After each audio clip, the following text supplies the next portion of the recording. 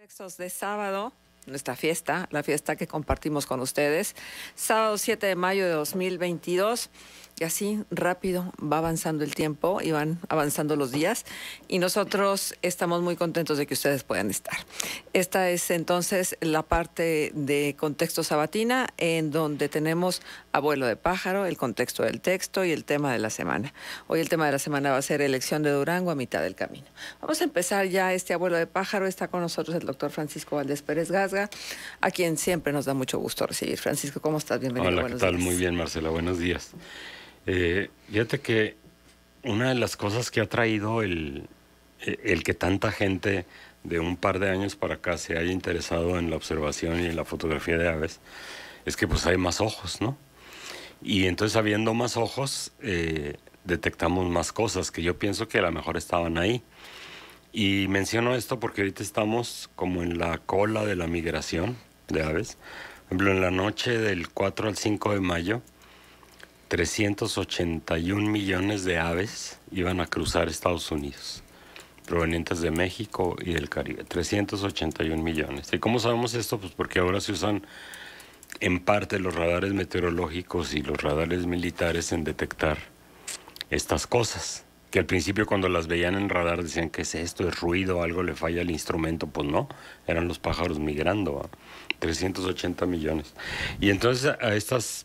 el otro fenómeno muy interesante es que una buena parte de nuestro grupo son mujeres. Bueno, como ya ustedes saben, han venido aquí varias de ellas como invitadas. Y resulta que ahora entre ellas se ponen de acuerdo y salen 4 o 5 de ellas juntas a pajarear a lugares donde ellas mismas han dicho: yo aquí sola no vendría, ¿no? Entonces hay también este elemento de, pues no sé, de solidaridad y de seguridad que les da el estar en un grupo, y eso es bien interesante. Y son principalmente las mujeres las que han estado haciendo estas contribuciones últimamente. Hemos visto, no te miento, en la última semana probablemente 10 especies que o nunca la había visto nadie aquí, o se habían visto en el 85 y nunca más se había vuelto a ver. Porque son aves que migran por la costa del Golfo, y a veces alguna perturbación atmosférica en la costa los fuerza a que vuelen más tierra adentro, porque son individuos pues aventados que dicen: a ver, y si me voy por este camino, ¿qué tal me va? O sea, no piensen que estoy antropomorfizando al ave. O sea, las aves también piensan y toman decisiones, ¿no? Como todos los organismos, por eso es que están vivos.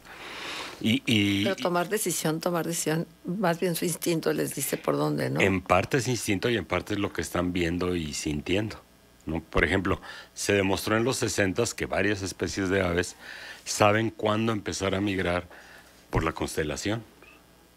¿Eh? Sí, ellos ven las estrellas y dicen: a ver, ya vámonos, y se van. Pero y regresan igual. Pero ellos tienen un grado como de, no nada más de ver, sino entender. Bueno. ¿Qué te está diciendo la naturaleza? Bueno. No puede ser. Mira, sí. Y era un experimento de lo más, digamos, sencillo, pero fue genial. Ponían un cono con papel y papel carbón, y entonces metían un pajarito en un planetario. Y entonces le iban cambiando las constelaciones de manera artificial. Entonces veían que mientras no llegaban al punto clave, las huellas del pajarito tratando de brincar en el cono se repartían por el papel carbón de manera aleatoria. Pero una vez que el cielo se ponía como se debería poner, las huellas siempre eran hacia el sur. O sea, el pájaro estaba desesperado por salir al sur porque ya veía que eran las estrellas las que le estaban diciendo: órale, es hora de irte, ¿no? Entonces hay muchos misterios que muchas veces se los adjudicamos al instinto, ¿verdad? Pero no, ¿Eso no es siempre. pensar? Yo pienso que sí. Yo pienso que los animales piensan y sienten, y incluso yo puedo llegar a decirte que forman culturas, sociedades. Eso está bien documentado, ¿no? Muchas de esas sociedades, por ejemplo, las sociedades de las hormigas, pues sí que son instintivas, ¿no? Y siempre se ha dicho, las hormigas son como una inteligencia distribuida. O sea, cada hormiga tendrá poquitas neuronas, pero ya funcionando como un superorganismo, son súper inteligentes para tomar decisiones y demás. Yo sí creo que a los animales les debemos más respeto. Mira, yo crecí en un mundo en que se decía el humano, no decían el humano, el hombre, ¿no? La mujer no contaba. El hombre es un ser racional, es un animal racional. Entonces, bueno, es un animal especial, ¿no? No es como los demás animales. Y luego decían, el hombre es el único animal que crea herramientas. Y luego Jane Goodall descubre que los chimpancés crean herramientas para sacar termitas de su nido. Y ahora se sabe que los cuervos crean herramientas. Y cada vez tenemos descubrimientos más y más de animales que crean herramientas. El lenguaje, eso es lo que nos hace distintos, Y ¿no? lo decían. El hombre es el único animal con lenguaje. Y vete para atrás, los perritos de las praderas, esos ladriditos que hacen, está codificado un mensaje que dice, una zorra viene por el norte, aguas con el águila que está al oeste. O sea, echa el ladrido el vigía y todo el mundo voltea para el mismo lado y ya sea para arriba o para abajo para ver la amenaza, ¿no? Entonces ahí hay un lenguaje codificado también entre los perritos de la pradera. Incluso llegan a reconocer a los investigadores humanos. Y es un misterio porque hay investigadores humanos que dicen, a ver, ha de ser la ropa, el uniforme que traigo, me voy a cambiar de ropa, pues te siguen distinguiendo quién es. Bueno, me voy a poner una máscara y lo siguen distinguiendo quién es, distinguiendo a un humano del otro. Entonces sí, yo creo que entre más estudiamos a los animales sin prejuicios, más vamos a aprender cosas nuevas y maravillosas. Por ejemplo, yo hasta hace 2 meses te diría, solo los machos, las aves macho, cantan. Las hembras no. Casi todos los ornitólogos son hombres. A medida que han entrado más y más mujeres, encuentran, oye, no, espérame, esta especie, la hembra también canta, y esta otra también, y esta otra también. Pero había ahí un sesgo de género, porque eran hombres los que hacían las observaciones. Sé que suena muy disparatado y muy increíble, pero sucede. Y por eso yo creo que también, bueno, ya me voy a ir a lo mejor por otro lado, por eso yo también creo que las carreras que no consideramos propias para niñas, deberíamos quitarnos eso de la cabeza. Las mujeres son la mitad del talento mundial, o más de la mitad del talento mundial. Ninguna carrera se puede dar el lujo de marginar a las mujeres. Y las hay. ¿Cuántas mujeres estudian ingeniería mecánica o ingeniería eléctrica? Pero creo que hay una responsabilidad también de nosotras como mujeres. Sí, bueno, sí, también. Pero estás en un medio que se reproduce. No, lo que pasa es que tienes que escuchar tus talentos y tus necesidades vocacionales independientemente del género. Claro, y hay mujeres que lo hacen. Claro, por supuesto. Y mi experiencia como profesor de 40 años en ingeniería electrónica es que siempre son las más brillantes del grupo. Probablemente porque han tenido que luchar contra un medio adverso para llegar hasta donde están. Sí, ahí la responsabilidad también es de los papás, de que si la niña les pide o externa su necesidad de estudiar una carrera que no es común para una niña, no seamos nosotros mismos el primer obstáculo. Claro. No, te casas entre puros hombres. Claro. O no, que al cabo te vas a casar, ¿para qué te quiebras tanto la cabeza? Y argumentos que yo pensé que estaban dormidos. No, hombre. Y están súper despiertos. No, hombre. En la educación tecnológica se da esto, profesores que le dicen a la mujer delante de todo el grupo, usted qué hace aquí, señorita, está nomás malgastando un lugar que puede ocupar un hombre, usted se va a casar y nunca va a ejercer, usted es una pérdida para la carrera. Imagínate una chica de 17, 18 años, cómo se siente que le digan eso en un salón donde a lo mejor es la única mujer, ¿no? Entonces yo sí creo que estos prejuicios se deben de ir acabando. Por cierto, hay un podcast, se lo recomiendo mucho, donde consiga usted sus podcasts, que se llama Las Hijas del Internet. Un par de chicas que saben de tecnología y demás, y que a veces tocan estos temas y muchos otros, ¿no? Las Hijas del Internet. Muy, muy ilustrador oírlas. Pero lo peor es que dentro de la educación tecnológica no estamos discutiendo estas cosas. Y deberíamos de estarlas discutiendo con seriedad. ¿Cómo hacemos para que haya mujeres en mecánica, en eléctrica, en electrónica, para que no haya un obstáculo que les impida entrar y que se vayan a química? Curiosamente a mecatrónica hay también más mujeres, a sistemas, y a nivel más macro, pues a contaduría, a LAE, medicina. Bueno, ahí sí ya la presencia de la mujer es contundente Sí, en, sí, sí, sí, en sí. ese tipo de carreras, pero sí en lo que tiene que ver con tecnología y con lo que tiene que ver con las carreras reservadas para hombres. Sí. O sea, yo quisiera ver las habilidades de una mujer arreglando un coche, Ujú, ¿no? Por ujú, ejemplo. ujú. Que yo no veo por qué no, Claro, y la verdad es que es un pendiente que tenemos todas. claro. Pero insisto, yo creo que tiene que ser también un trabajo desde casa, Sí, desde por creer supuesto. y no permitir nada más que el niño desbarate el tostador para ver cómo funciona Mm. y que la niña sea la que le ponga el pan al tostador Sí, sin claro. invertir los papeles. Sí, claro. Yo creo que eso sí es importante. Pero en la ornitología se está viendo esto. Más mujeres en el campo y empiezan a descubrir más cosas que no se sabían de las hembras. No, yo mismo hace un par de semanas en el Cañón de Fernández oí cantar un pájaro y decía, ¿y dónde está? ¿Y dónde está? Y por fin lo encontré y vi un pájaro gris con copete y dije, es el cardenal desértico, y yo asumí un cardenal desértico macho. Lo subo a Naturalista y rápidamente me dicen, ese es un cardenal rojo hembra. Y ya me fijo en los detalles finos, el que es el color del pico, y en efecto era una hembra, no tenía el rojo del macho del cardenal desértico, y tenía el pico naranja que es propio del cardenal rojo, y estaba cantando. Entonces probablemente, no sé si antes cómo le harían porque alguien más se debe haber topado escenas similares, ¿no? Si lo desechaban como, es un garbanzo de a libra, no le hago caso. Pero el hecho es que esas cosas suceden, y no había habido ornitólogas para que lo vieran, lo escribieran, lo documentaran, ¿no? Mira qué interesante, acá me están diciendo, por favor, digan cómo se llaman los cantos de los pájaros a propósito de lo que están hablando, porque uno luego dice cosas que no son. ¿Las palomas ululan o cómo o cómo se dice? No sé. Bueno, pues tenemos al experto. Sí, ¿cómo ves, Toño? No, las palomas no. ¿Cómo se llaman los cantos de los pájaros? Por ejemplo, las palomas, ¿qué hacen? Y los guajalotes. Pero es también con los mamíferos. Cada mamífero tiene su ruido y su nombre. Lo único que me acuerdo es que la pantera parpa. No ruge, sino que parpa. ¿Cómo? Pues ¿Así ese se es el llama? verbo, sí.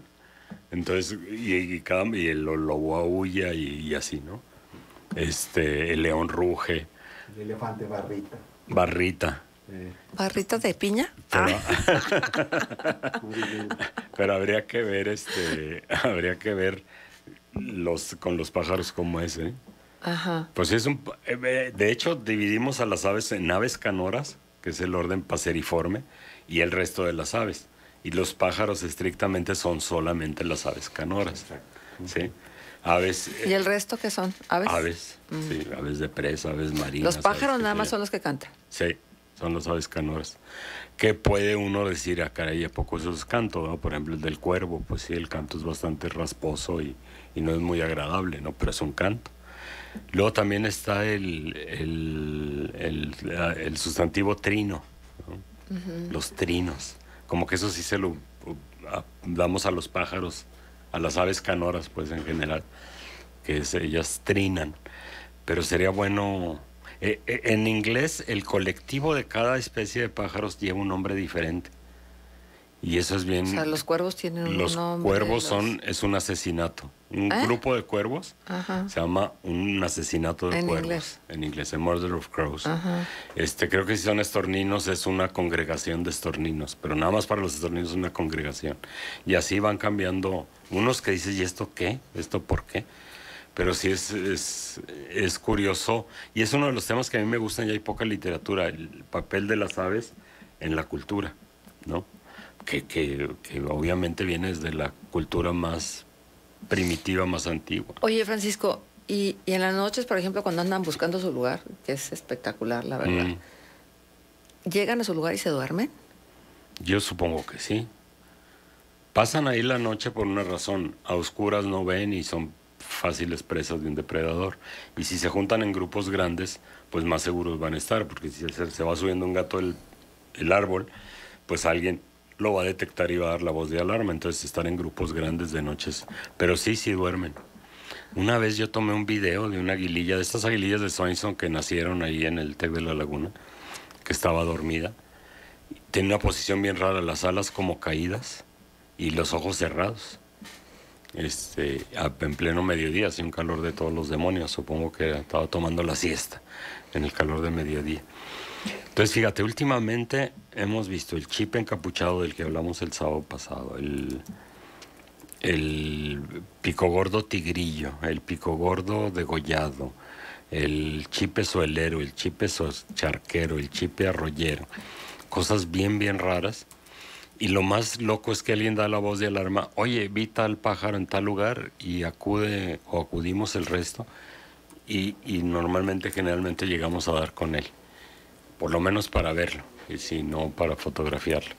Entonces sí es bien interesante este asunto, y yo celebro que el grupo de naturalistas y observadores de aves que ayudan mucho en que se haga este programa, con sus ideas, con sus invitados, con las cápsulas, sean en gran parte mujeres, porque yo creo que también va a hacer que muchas niñas le agarren gusto a la ciencia, ¿no?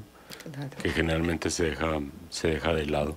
Claro, porque no es porque yo sea mujer, pero hay una cara de todos los sucesos, eventos, que solamente las mujeres alcanzamos a ver. Eso yo no sí, sé si indudable. sea por las hormonas o la sensibilidad, o no sé por qué, o porque algunas hemos sido ya madres y entonces vemos la vida de una manera diferente. Yo no sé, o si sea todo junto, pero hay algo que, además, como somos tan intuitivas, que eso sí pienso que tiene que ver con el maternaje, la verdad es que podemos aportar algo distinto a todo.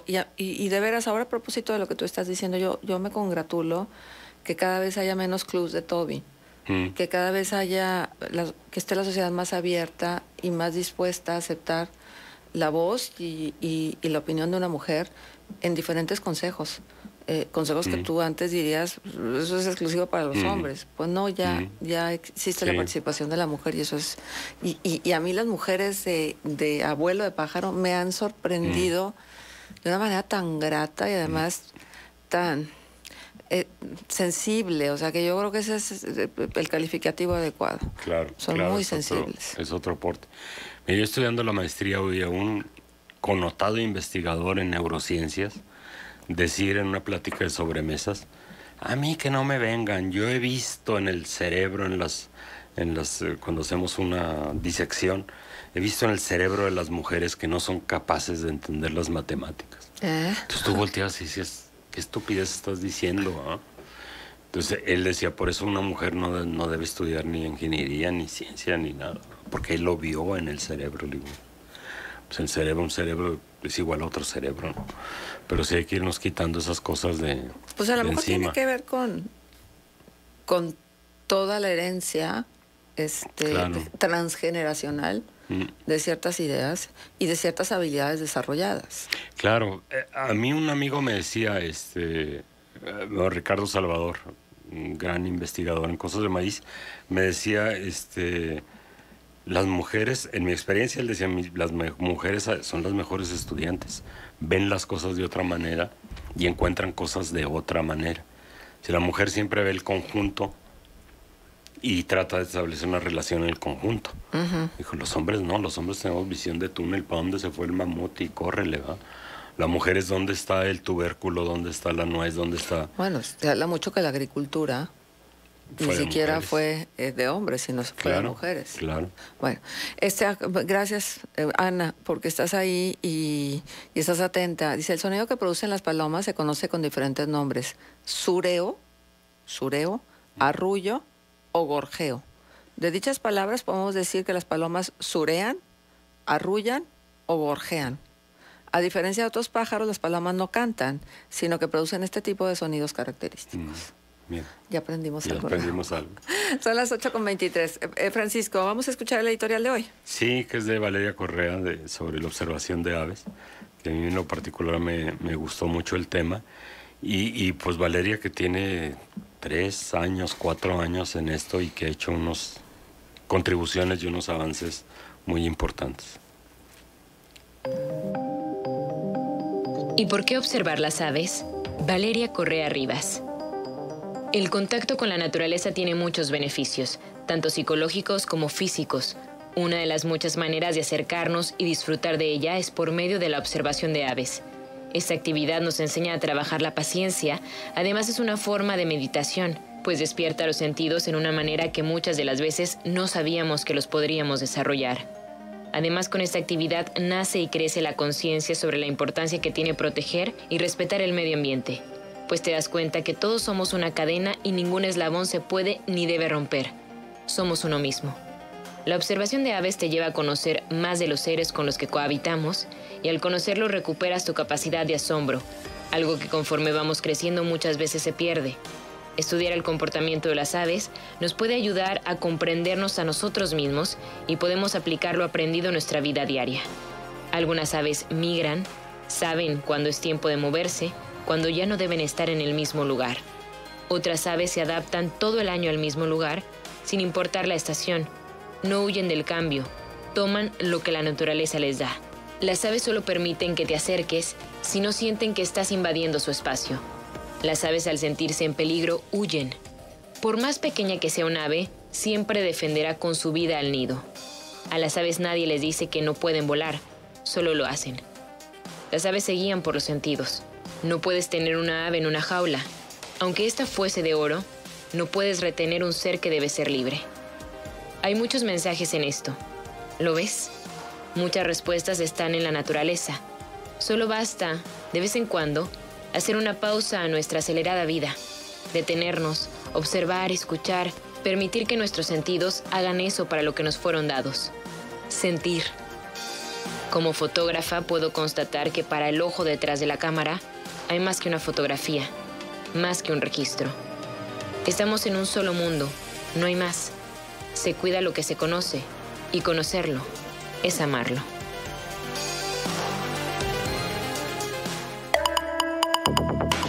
Contextos. El programa líder en la radio hablada en La Laguna.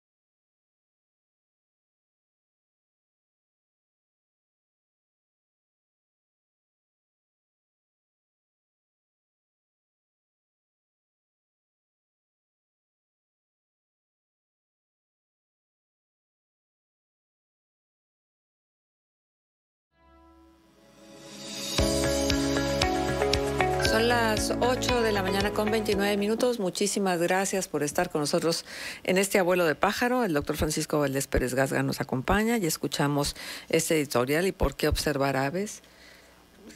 Me parece que las razones que nos ofrecen en este texto son más que suficientes como para convencernos que hay muchísimo más allá si volteamos la cabeza hacia arriba que si la tenemos siempre hacia adelante. Así Claro. es que hay que darnos esa oportunidad. Claro que sí. De vez en cuando voltear para abajo, porque también los insectos son fascinantes, ¿verdad? Pero bueno, yo qué te voy a decir, yo soy parcial a todo lo que tenga que ver con la observación de aves. Y repito, hemos aprendido un montón colectivamente de lo que vamos descubriendo. Yo me estaba quedando atrás, yo no estaba descubriendo absolutamente nada, y iba y sí los veía, pero no los podía fotografiar. Y ayer por la mañana hice mi descubrimiento, me saqué la espinita.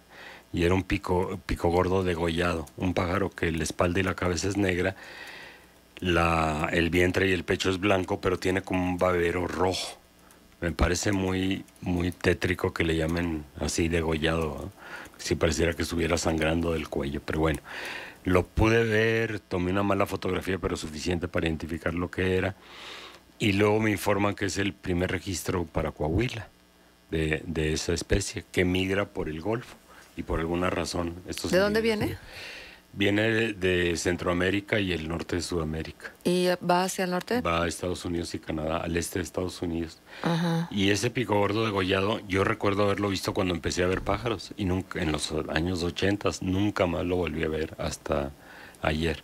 Obviamente, más tarde, Rocío Miranda y Andrés Ortega fueron al lugar donde yo lo vi y tomaron unas fotos increíbles del ave. ¿Y la subieron? ¿Algún sitio, no sabes? No, les voy a decir que la suban, Ajá. porque realmente valen la pena. Sí lo subieron a Naturalista y a... ¿Usted no tiene una página como observadores de aves? No.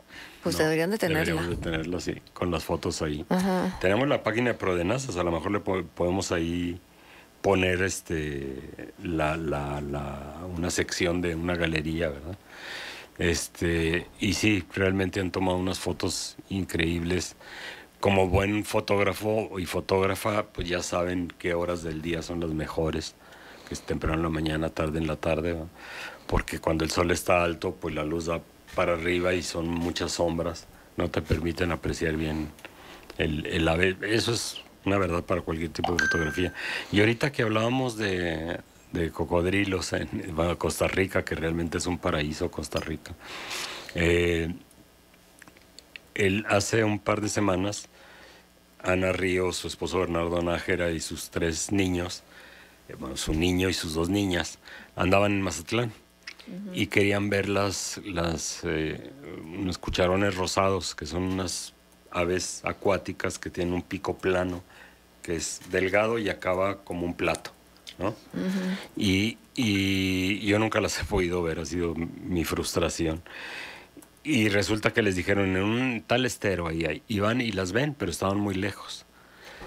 Entonces, ya conociéndolos, dijeron, vamos a acercarnos. Mira, si le vamos por ahí, caminamos por acá. Y son muy aventados. Y en lo que estaban discutiendo, a unos pocos metros, abre la boca un cocodrilo.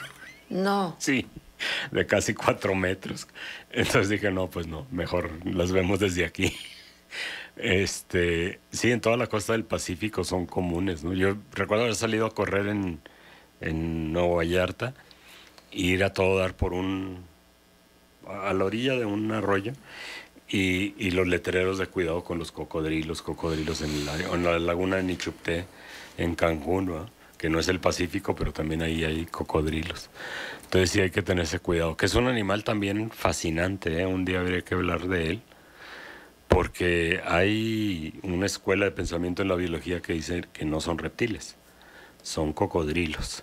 O sea, son un orden aparte totalmente. Porque, por ejemplo, cuidan a sus crías.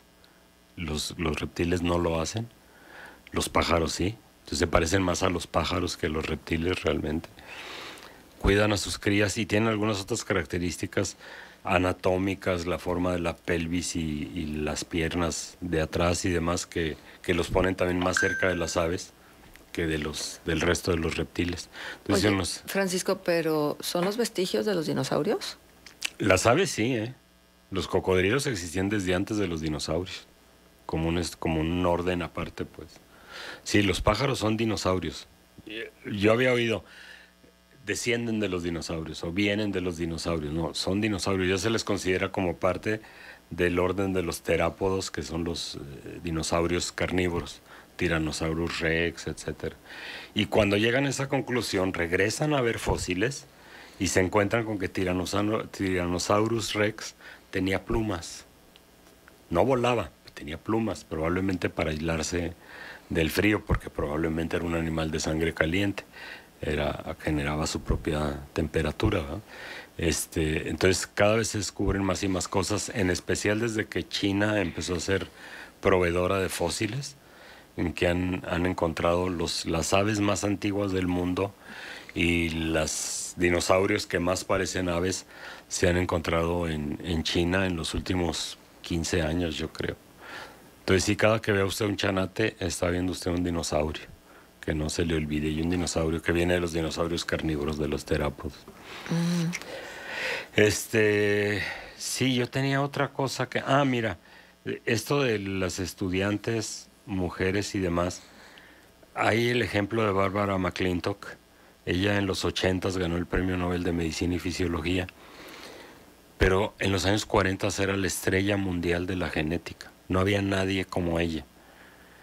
Y de pronto todo el mundo le decía, a ver, tú encuentras estructuras en la célula que nadie había visto nunca. Y una vez que tú las reportas, todo el mundo las vemos. ¿Cuál es tu método, no? Dijo, pues mira, yo entro en un estado como de mucha concentración, de trance. Dijo, y de repente me siento que me hice chiquita, que estoy dentro de la célula. Y entonces camino y veo y encuentro. Obviamente contrasta eso contra lo que te enseñan en la escuela del método científico. Cómo los científicos no dan nada que ver, ¿no? Tiene más que ver con la mente de un artista que con la mente de un científico. Y Barbara McClintock en los años 50 se empezó a sacar teorías de la herencia que todo el mundo, que nadie aceptaba. Que todo el mundo decía, eso está muy loco, eso no puede ser. Y poco a poco fue la loca de Barbara McClintock. Su universidad, su centro de investigación, le dio ahí una chocita por allá para que siguiera haciendo sus experimentos, pero ni dinero para proyectos, ni nada. Y estuvo trabajando con maíces para ver cómo se heredan las características, por ejemplo, el color del maíz. Y cómo salen unas mazorcas azules, unas rojas, unas variadas de colores y demás. Y siguió estudiando eso. Y en los años, quizá en 1980 o por ahí, ganó el Premio Nobel de Medicina un francés llamado Jacques Monod.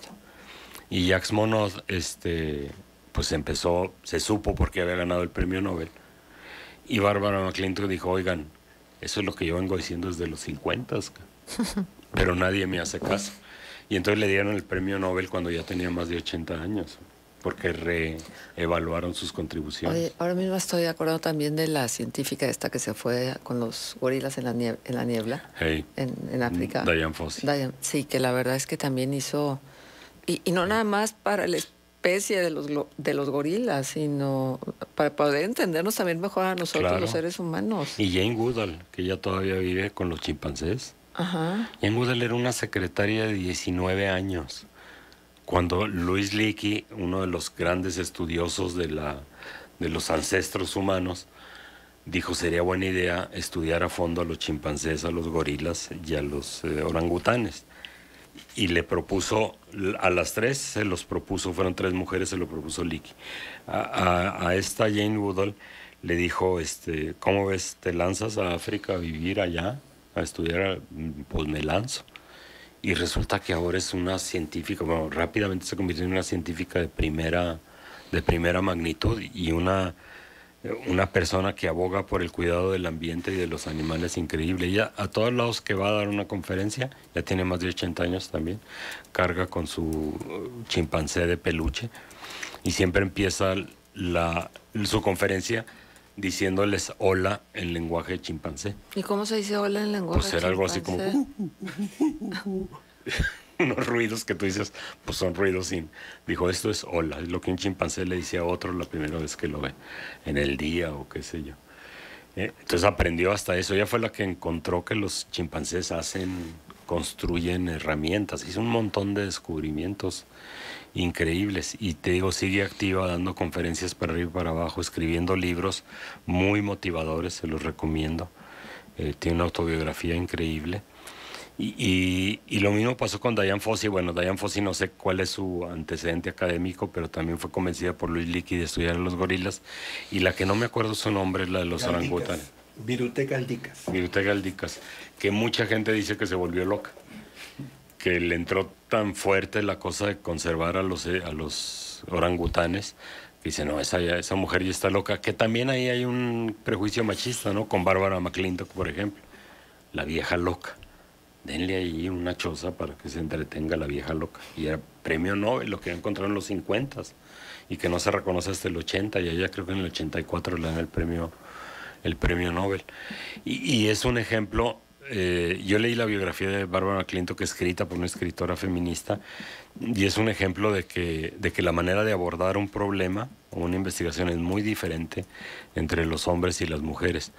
No que sea uno mejor o uno peor o uno... No, son diferentes. Entonces tienen mucho que aportar. Mi experiencia personal es que mis estudiantes más brillantes han sido mujeres, ¿no? Te digo, una que es investigadora en la Universidad Carlos III en España, y una mujer que provenía de una familia de clase trabajadora. Su mamá trabajaba en la maquila, y que una vez, ya haciendo el doctorado conmigo, me recriminó que yo le di la calificación más baja de toda su carrera. Dijo, ¿por qué? ¿Por qué me puso 95? Mi reina. Por mi culpa, su promedio de toda la carrera fue 99.9. No. Sí. Pero el TEC hizo una cosa que me pareció muy bien, se lo redondeó a 100. Pues y todas sí. las constancias sale que su promedio fue de 100. Entonces una mujer muy brillante, ahora está ya en Madrid, casada, tuvo un niño hace un par de años. Un día yo le quería presumir que me habían dado el premio estatal de periodismo en 2016, y le mando la foto donde estoy con el señor gobernador recibiendo el premio, y ella me la revira con una foto de ella con el rey de España, con Felipe VI, donde le está entregando un reconocimiento. Guardadas las distancias. Sí, como diciéndome, hay niveles, hay jerarquías. Y ya van 2 veces que le entregan reconocimientos el rey. Entonces es una mujer muy brillante en un campo donde las mujeres no se les ha permitido ¿Cuántos años florecer. tendrá, Francisco? Ahorita debe tener unos 30, yo creo. Está súper Sí, joven. muy joven, sí. Ay, qué ganas de platicar con ella, a ver si la contactamos. Fíjate que sí, le voy a proponer. Sí, a ver si la contactamos, sería muy lindo, Sí. porque la verdad es que esas son las cosas que hay que difundir y darnos pues esta certeza de que cuando te lo propones, las cosas ocurren. Claro. Digo, no todo el mundo podrá ser tan brillante para sacar un 100, aunque se lo hayan redondeado durante toda la carrera, y a lo mejor es lo más irrelevante, sino es más bien su actitud y su proactividad lo que tendremos que estar aprendiendo. Fíjate que sí se lo voy a proponer. Qué lindo, pues la verdad de las cosas es que qué bonitas historias. Y hay algo que me gustaría compartirles, que tiene que ver con todo esto que se platica en Abuelo de Pájaro, es que tenemos que estar muy conscientes que también todos los árboles y todas las especies tienen un tiempo de vida, que nada es para siempre. Y que me preocupa mucho que no hagamos nada con anticipación como para reponer algunos árboles que son emblemáticos. Pienso en las washingtonias, no sé, las palmas, no sé, la Morelos, que el otro día me entró un ataque de nostalgia que no podía con él, porque, o sea, ¿por qué permitimos que la Morelos dejara de ser la Morelos? ¿En qué momento creímos que esto que se estaba haciendo o proponiendo era lo mejor? ¿En qué momento? Y hay muchas cosas que hemos perdido porque no vislumbramos el valor que tenía estético, de convivencia, etcétera, y lo dejamos pasar. Lo dejamos pasar como si no ocurriera absolutamente nada. Que sea una advertencia, porque, bueno, por ejemplo, en la colonia Torreón Jardín se está haciendo un esfuerzo muy importante para que las tuyas, que son estos coníferas que están en el Paseo de la Central y en algunos otros camellones, pues sigan estando. Digo, ¿cuántos años tienen las tuyas ahí puestas? Desde que la colonia es colonia. Estamos hablando de 80 años, 70 años, no sé. Y las palmas más de 90, ¿eh? Exacto. Entonces, bueno, a mí me parece que es emblemático, bueno, que la colonia se trabaje en aras de preservar la vida, pero también de estar conscientes de que va a llegar un momento en que tienen que ser sustituidas. Sí. ¿Y qué estamos haciendo para ello? Claro, y preservar la identidad, porque finalmente eso es, ¿no? La identidad de quienes viven ahí, o la identidad de los torreonenses con las palmas de la Morelos. Exacto, exactamente. Y a mí me preocupa una cosa muchísimo también. Si el paisaje y los elementos que ves son parte de tu identidad, ¿qué estamos permitiendo que le hagan a los cerros? No, bueno, los cerros terrible. Están desapareciendo frente a nuestra vista día con día. Terrible. Sí. Terrible. Y es parte de nuestro paisaje. Es que ni siquiera volteamos a ver los cerros. Pues sí. Y entonces, como están lejos, no, pues hay que al cabo es cerro. Y como si el cerro pudiera tener esta capacidad de restaurarse. Sí, exacto. Y como si no fuera un elemento del paisaje vivo, ¿no? Pero sí, en la Comonfort te quedan en tus narices el cerro, cómo se lo están comiendo. Pues sí, en la Comonfort y acá por las Dalias, por Zaragoza, volteas y la explotación es impresionante, ¿no? Qué bárbaros. Tenemos que pensar. Nos acabamos todo, absolutamente todo lo que hay en el entorno. Bueno, pues para cerrar este abuelo de pájaro, Francisco. Sí, el pájaro de la semana, que es el pijije canelo. Pijije, ustedes no sé si habrán oído, hay un queso sabrosísimo que yo digo, este queso se inventó para los frijoles negros, que es el queso de Pijijiapan. Es un pueblo en la costa de Chiapas. No alcanzamos, sí, perfecto. Bueno, sí, ya. Entonces, el pijije canelo. Muy bien. Pues entonces vamos a escuchar. Contexto ambiental. El ave de la semana.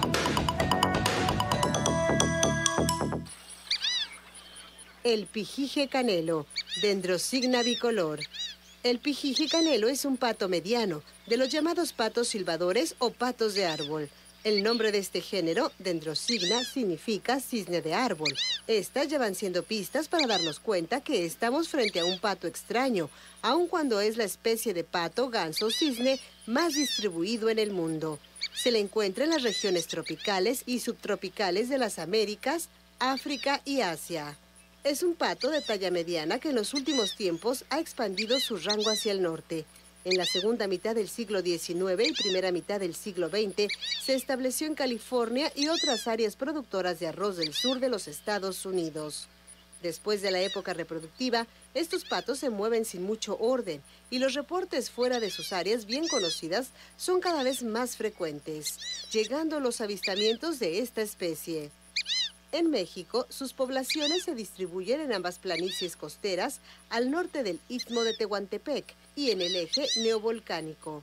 Aquí, en la comarca lagunera, es común verlos en las plantas tratadoras de aguas residuales y en los charcos de aguas negras industriales en el lecho del Nazas hacia el norte de la ciudad, por las villas Altozano. A diferencia de otros patos de climas templados, el pijije canelo forma parejas que duran juntas por un tiempo largo. Tanto el macho como la hembra empollan los huevos y se reparten las tareas de criarlos y alimentarlos. Anidan en el suelo, frecuentemente cerca de los arrozales. La cabeza, el cuello y el pecho de este pato es color canela. La espalda es café oscura con las puntas de las plumas canela. Presenta unas líneas blancas que separan a los flancos de la espalda. Estas líneas blancas son más obvias al vuelo. Con datos del Grupo de Naturalistas y Observadores de Aves y el Laboratorio de Ornitología de la Universidad de Cornell. Audios de cenocanto.org. Los esperamos la semana entrante. Abuelo de pájaro. Contexto.